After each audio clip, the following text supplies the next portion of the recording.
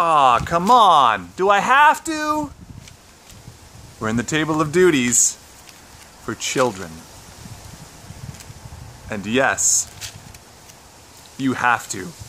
Children, all of us have parents. This is the way the Lord calls for you. The duty you have to them, the way you serve God, is by listening to your parents. Here is what Ephesians 6 says. Children, obey your parents in the Lord, for this is right. Honor your father and your mother. This is the first commandment with a promise, that it may go well with you and that you may live long in the land. You're promised a long life. Listen to Mom and Dad. God says you'll live a long time. Well, there's more to it than that. I'm sure you know. Honoring your father and your mother, it's not really in fashion these days. Particularly when maybe Mom and Dad want you to do something with your life that you don't want to do. But that's not what I want. That's not my dream. Well, how does honor your father and your mother come into that? In our post-Enlightenment, 21st century individualism, we have a hard time understanding the goodness that God has here in His fourth commandment, but also just in the notion in general that Mom and Dad might know better than me.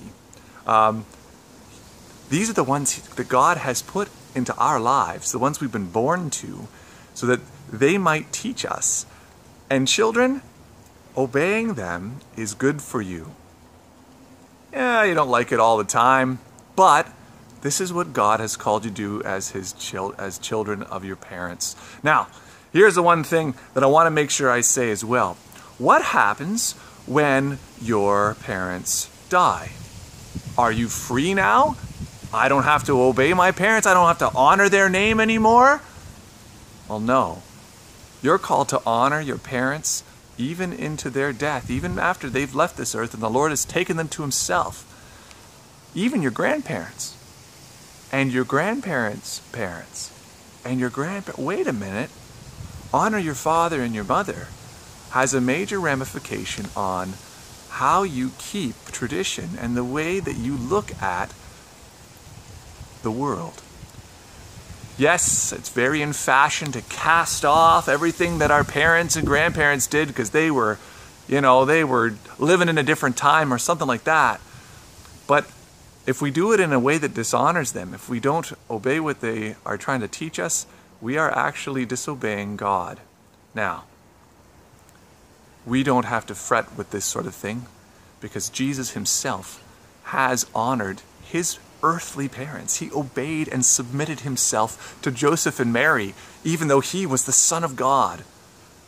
He has done that for us because we certainly haven't listened to our parents. So He forgives us and gives us a perfect childhood, one that we can't get any other way than by faith in Jesus. And He also shows us the right and true way to honor our parents. Let us then submit to them out of love and service to the Lord.